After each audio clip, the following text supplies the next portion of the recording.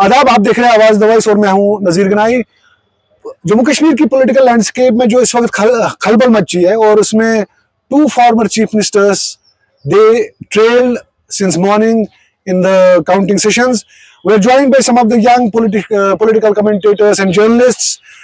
We will try to understand what this overall situation means for Kashmir and Kashmiris. Uwais हमारे साथ है। Uwais, you have been reporting on elections. What is this overall results? What does this convey to the Kashmir?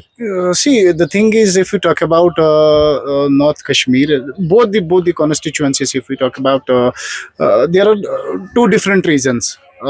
In North Kashmir, the issue is something different. It was completely a sympathy vote, and at the same time, the जो उसके बच्चों ने फिर engineer Rashid साहब के बच्चों ने फिर पोल कैंपेनिंग की, उसमें जो लोगों का जुड़ना हो गया वो सिंपैथी कुछ ज़्यादा दिखी। और we have seen in the past as well sympathy vote जो काफ़ी डेंजरस होता है, and the people have shown they are with the engineer Rashid, and specially the if we see the statements of his sons, उन्होंने कहा था कि हम अपने पापा को निकालने के लिए ये कैंपेनिंग कर रहे हैं, और उनके निकलने के बाद जो हमारे और नौजवान हैं वो भी बाहर आ जाएंगे।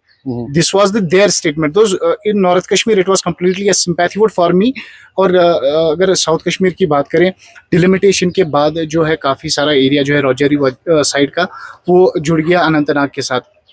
उसमें एक चीज़ इम्पॉर्टेंट फैक्टर आ गई, गुजर और बकरवाल जो है वो साइड जुड़ गया, जो कि काफ़ी वी हैव सीन इट कि मियां अल्ताफ़ साहब के का बेस्टन रहा है गुजर बकरवाल एरिया, जिसने काफ़ी सारा अभी सपोर्ट किया है मियां अल्ताफ़ को। Imran, you have been conducting a lot of interviews with politicians and also going to different areas जहाँ पे आप इलेक्शन फीवर को कवर कर रहे थे। अभी चूंकि काउंटिंग जारी है और ऐसा लग रहा है कि 2 सीट्स पे नेशनल कॉन्फ्रेंस की बढ़तरी है और एक सीट पे Omar Abdullah has already announced that he has considered the defeat. तो क्या लग रहा है आपको, what went wrong for National Conference in Baramulla parliamentary constituency?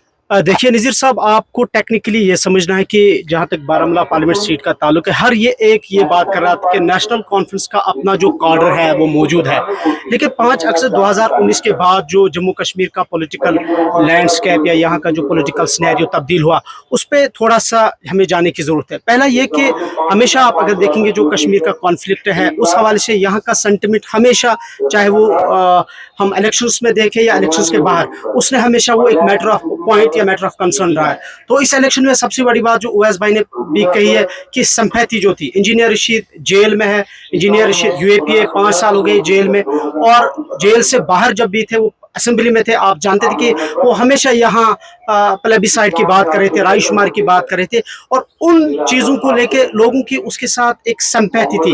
अभी चूंकि वो जेल में ऑलरेडी है तो वो सिंपैथी जो है लोगों की और ज़्यादा बढ़ गई। और सबसे बड़ी बात ये कि वोटर टर्न आउट पे आपने देखा कि नौजवान, आप खुद ग्राउंड जीरो पे थे, तो यूथ उसके साथ जुड़े। यूथ का जुड़ने का सिर्फ एक मकसद था कि जो सिंपैथी इंजीनियर रशीद के साथ थी, उनको यूएपीए था, वो जेल में है।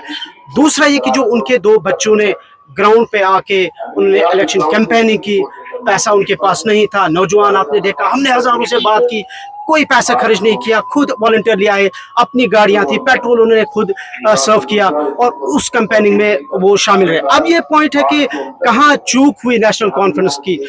एक तो हमने ऑलरेडी कहा कि जो ये यहाँ पे सिंपैथी का वोट था। दूसरा ये कि मुझे लगता है कि उमर अब्दुल्ला ज़्यादा ओवर कॉन्फिडेंट भी थे।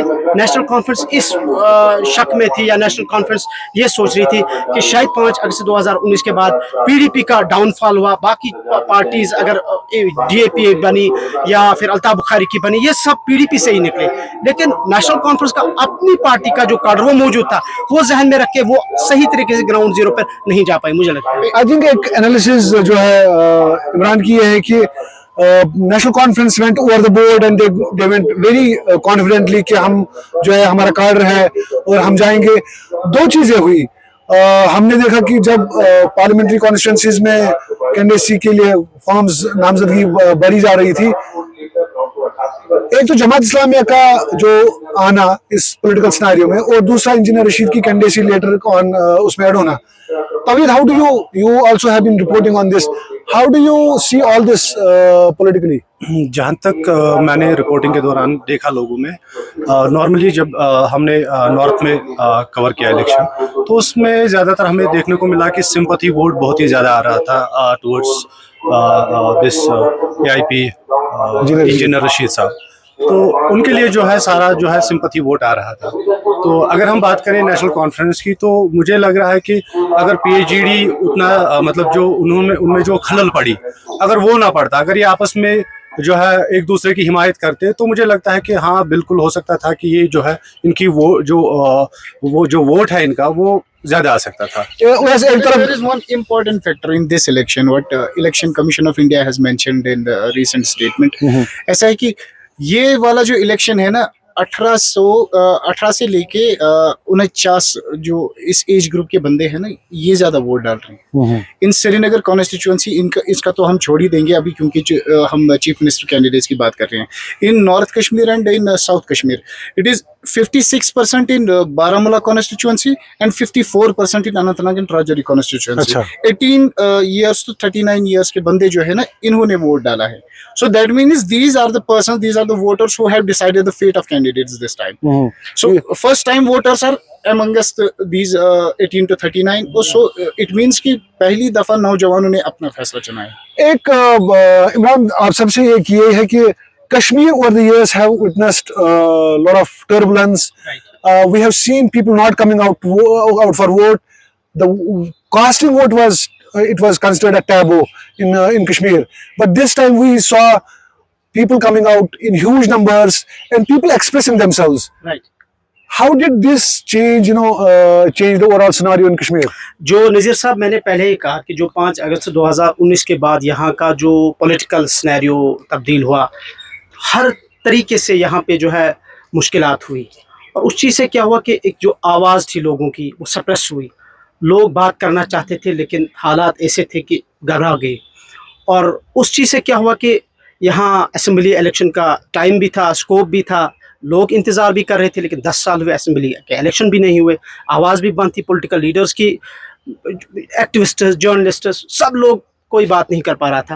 मुझे लगता है कि जो 5 अगस्त के बाद जो यहाँ का पॉलिटिकल लैंडस्केप, जो यहाँ के जो हालात बने, वो एक, या इस इलेक्शन में जो टर्न आउट की आपने बात की, या जो खासकर नौजवान सामने आए और उन्होंने अपना वोट कास्ट किया, वो एक रीज़न था कि बात नहीं कर पा रहे थे. शायद वो इस इलेक्शन से दुनिया को भी ये पैगाम, भारत तो है ही है लेकिन दुनिया तक ये पैगाम दिया भी और देना भी चाहते थे कि इलेक्शन के ज़रिए कश्मीरी कौम या कश्मीरी नौजवान वो अमन पसंद है, लेकिन और वो इसके मुखालिफ भी नहीं है, और थे भी नहीं. और दूसरा ही कि जो ओवैस साहब ने अभी बात की कि जमात इस्लामिया का एक्सपेक्ट फैक्टर, पहली बार आपने देखा कि 1989 के बाद गालिबन कि जमात इस्लामी के जो हेड है यहाँ पे, पैनल हेड, उन्होंने अपना वोट कास्ट किया. मीरवाइज उमर फारूक साहब ने कहा कि हम इलेक्शन के खिलाफ नहीं थे. तो ये सब कुछ तो एक मैसेज थी कि आप वोट, ये एक मैसेज थी इनडायरेक्टली कि हम इलेक्शन के खिलाफ नहीं है, वोट के खिलाफ नहीं है. तो जाहिर सी बात है कि लोग आए और अपना वोट कास्ट किया, और उसका ये ही मैंने कहा कि जो खामोशी थी. दूसरा मैं समझता हूँ कि फिर से मैं थोड़ा सा बारामूला पर बात करना चाहूँगा कि आप जानते हैं कि नेशनल कॉन्फ्रेंस और PDP दोनों इंडिया अलायंस का हिस्सा हैं, लेकिन उसके बाद उमर अब्दुल्ला यहाँ पे आते हैं, कहते हैं कि PDP एग्जिस्ट नहीं करती, PDP इज़ नोवेयर. लेकिन उसके बाद वो जो उनके बीच में वो खलल पैदा हुआ, ज़रूरत नहीं थी कि बारामूला से फयाज़ मीर को PDP वहाँ पे अपना कैंडिडेट मुंतखब करे, या साउथ कश्मीर से महबूबा मुफ्ती, या यहाँ से राहुल्ला, 3 कैंडिडेट्स चुनने थे. तो वो भी एक रीज़न बना इस वक्त महबूबा मुफ्ती की हार का भी और उमर अब्दुल्ला की हार का भी. उसमें PAGD कैसे बिखरी, PAGD का क्या हाल हुआ वो भी आप जानते हैं. इंडिया अलायंस में इनकी दूरी, वो भी एक रीज़न है इसका.